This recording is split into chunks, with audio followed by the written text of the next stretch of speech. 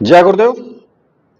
और देखिए, आज की वीडियो में जो महत्वपूर्ण टॉपिक होने वाला है वो है कि असली ब्रह्मचर्य क्या है।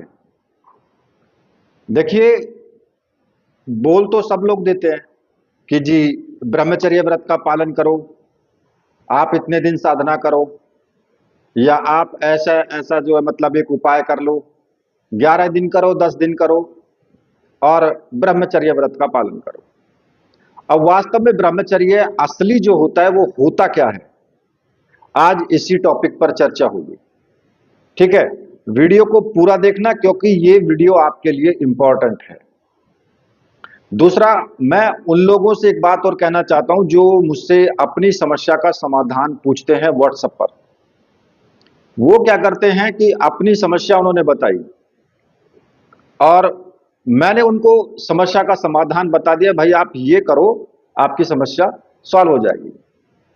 लेकिन उस कार्य को ना करके वो लोग फिर भी वही अपना ही राग अलापते रहते हैं कि जी मुझे ऐसा हो गया, मुझे वैसा हो गया। तो कहने का मतलब ये है कि काफी दिन पहले मैंने उन्हें उपाय बताया कि भाई आप ये साधना 11 दिन कर लो, 21 दिन कर लो और आपकी समस्या सॉल्व हो जाएगी। लेकिन फिर भी वो उस काम को तो करेंगे नहीं, दूसरा घुमा फिरा करके पूछते रहेंगे। तो भाई देखो, इसमें आप अपना भी टाइम खराब करते हैं और साथ में मेरा भी टाइम खराब करते हैं।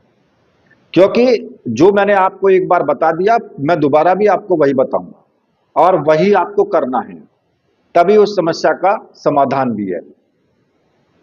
और बहुत से लोग कोशिश क्या करते हैं कि जी वशीकरण, कि जी आप वशीकरण कर दो। तो देखिए, मैं ये क्लियर शब्दों में, मैंने बहुत सारी वीडियोज में पहले भी बोला है और आज भी मैं बोल रहा हूं कि मैं इस प्रकार का कोई कार्य नहीं करूंगा।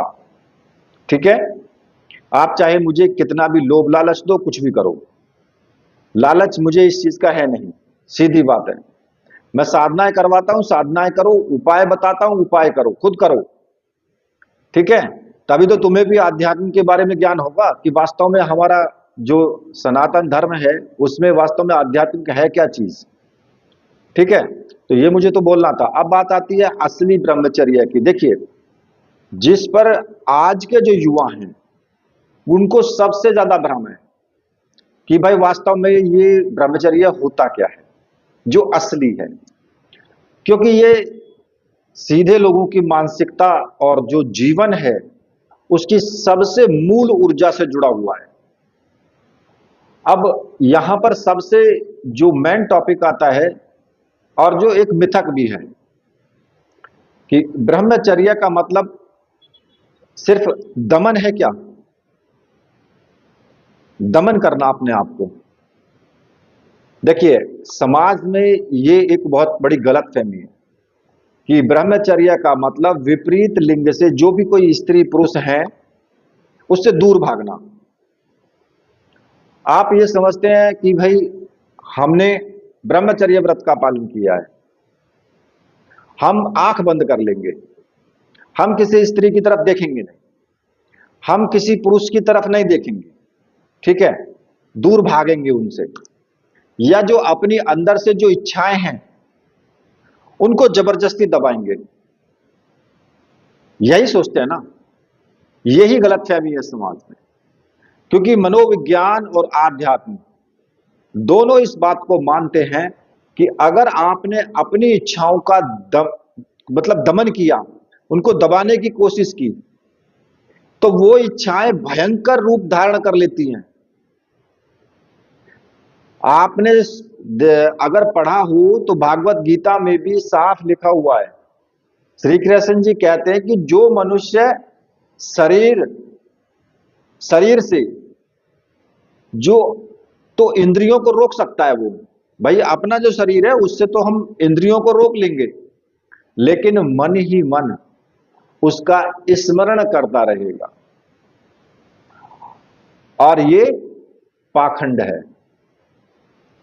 क्योंकि हमने एक चीज सोची है कि रोक लिया, ठीक है नहीं करेंगे ऐसा, अपने आप को रोक लेते हैं, लेकिन मन के अंदर तो चल रहा है ना। उसका बार बार स्मरण हो रहा है। ये क्या हुआ? ये पाखंड है एक। असली ब्रह्मचर्य का दमन है ही नहीं ये, बल्कि इसका एक ट्रांसफॉर्मेशन जो बोल देते ना, रूपांतरण, उलट करके वो चीज दूसरी तरीके से घूम करके आती है। फिर वो चीज है ये। इसीलिए मैं साधनाओं में बोलता भी हूं कि भाई अगर आप साधना करते हो, ब्रह्मचर्य व्रत का पालन करते हो, तो तन से और मन से दोनों तरीके से होना चाहिए। ठीक है। अब ब्रह्मचर्य का वास्तव में ही जो शब्द है ये, इसका अर्थ क्या है, इसका जो गहराई तक अगर हम जाते हैं, देखिए दो शब्दों से मिलकर के बना है। ब्रह्म यानी ईश्वर, चेतना, या जो सर्वोच्च स्थान है, सबसे ऊपर स्थान है वो, और चर्य मतलब आचरण करना या उसमें रमण करना। ठीक है। तो ब्रह्मचर्य, ब्रह्मचर्य का मतलब है ईश्वर, ईश्वर में ही आचरण करना, यानी ईश्वर की तरफ लगना, ईश्वर का चिंतन करना। तो असली परिभाषा इसकी केवल यह होती है कि केवल शारीरिक संबंध बनाना ही नहीं होता है, बल्कि अपनी चेतना जो हमेशा, जैसे कि ब्रह्म है या जो सत्य को टिकाए रखना है अपने आप पर, अपने आप को सत्य पर। जब इंसान के भीतर इतना वो एक तरीके से आनंद आ जाए, उसे बाहर के किसी शारीरिक सुख की जरूरत ही ना पड़े, तब वो असली ब्रह्मचर्य होता है। मतलब कि उस परमात्मा में लीन हो जाना, उसको चिंतन करते रहना। ब्रह्म सांसारिक सुख जैसे कि संभोग, इन चीजों में मन जाएगा ही नहीं। फिर अगर आपके अंदर से स्मरण रहेगा, तभी जो अजप अजाप जो होता है ना, जो मन ही मन चलता रहता है, उसको इसीलिए ही सर्वशक्तिशाली बताया गया है। क्योंकि उसमें क्या होता है कि उसमें आपका चिंतन चलता रहता है अंदर से, और जो बाहरी जो चीजें हैं उनसे ध्यान हट जाता है, क्योंकि अंदर से आपका जपा जाप जो है वो चलता रहता है, तो वो मन में चलता है जाप। तो इसलिए वो काफी ज्यादा ताकतवर इसीलिए बताया गया है। अब क्या है कि ऊर्जा जो होती है हमारी, उसको ऊपर की तरफ ऊर्ध्वगमन, या फिर उससे जो हमें तेज प्राप्त होता है। भाई ब्रह्मांड है, ब्रह्मांड की सबसे बड़ी ताकत है ऊर्जा। जो ऊर्जा है, जो सेक्सुअल एनर्जी है, वो जीवन की सबसे शक्तिशाली रचनात्मक ऊर्जा, जो बनाने वाली चीज है वो है। इसी ऊर्जा से एक नए जीवन का निर्माण भी होता है। बच्चा पैदा होता है तो इसी ऊर्जा से होता है। तो ये इतनी ताकतवर चीज है। जब कोई व्यक्ति ध्यान या योग, अगर उसके माध्यम से इस ऊर्जा को व्यर्थ बहने से रोक लेता है, बर्बाद होने से रोक लेता है, तो ये ऊर्जा उसकी रीढ़ की हड्डी के रास्ते जो है ऊपर की तरफ, सहस्त्रार की तरफ, यहां ऊपर उठने लगती है। और वही काम ऊर्जा जो होती है, वो जब ऊपर उठने लगती है तो एक आध्यात्म तेज आता है, एक चमक आती है, और जो आपकी जो बुद्धि है वो बदल जाती है। इसका सबसे सटीक उदाहरण है स्वामी विवेकानंद जी। अब जो असली बात आती है कि भाई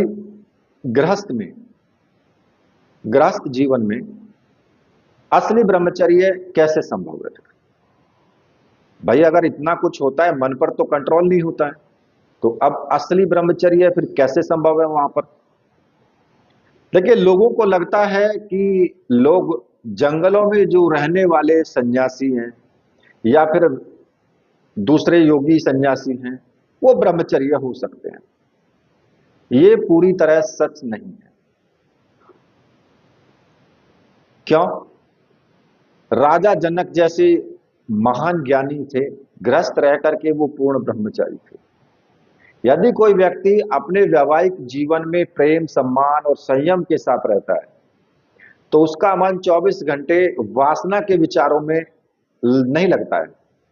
24 घंटे वासना के विचारों में नहीं लगता है। और वह भी एक प्रकार से जो है ब्रह्मचर्य का ही पालन कर रहा है। शारीरिक संबंध जब केवल वासना मिटाने का साधन नहीं होता ना, एक गहरा आध्यात्मिक प्रेम बन जाता है वो, तो वो ब्रह्मचर्य का हनन नहीं करता है वो।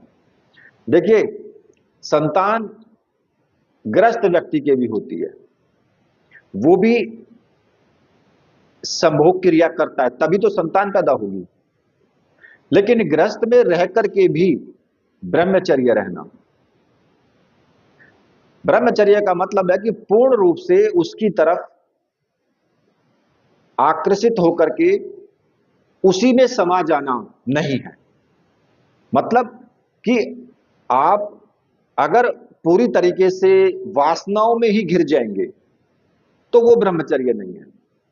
लेकिन आपका मन उसके लिए करता ही नहीं है, आप अंदर से प्रभु के विचारों में या उसके जो है मतलब जप में लीन हो अंदर से,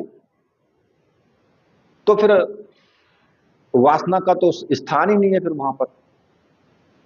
वही असली ब्रह्मचर्य है। अब बात आती है कि भाई ब्रह्मचर्य को कैसे साधेंगे हम। देखिए, विचारों का भोजन आपको करना होगा। जो आप देखते हैं, जो सुनते हैं, जो पढ़ते हैं, वही आपका मन बनता है वैसा ही। क्योंकि आजकल डिजिटल का जमाना है, मोबाइल का, टीवी का। ये ध्यान में रखना है कि सबसे ज्यादा जो मेंटल डाइट है वो सबसे ज्यादा जरूरी है। हमारे दिमाग का जो भोजन है वो सबसे ज्यादा जरूरी है कि हमें अपने माइंड को सेट करके रखना है अपनी साधना पर और उस परमपिता परमेश्वर पर या उस शक्ति पर।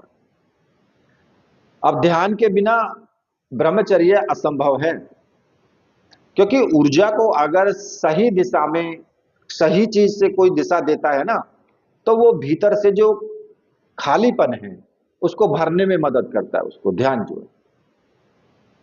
आपने देखा होगा कि भाई अगर हम मंत्र जाप करते हैं तो हम बोलते हैं कि आंख बंद करके और ध्यान लगाओ, मन को एकाग्र करो। तो ये क्या है? ये ध्यान ही तो हो गया ना। मंत्र जाप तो कर ही रहे हो, लेकिन ध्यान लगाना भी तो है ना।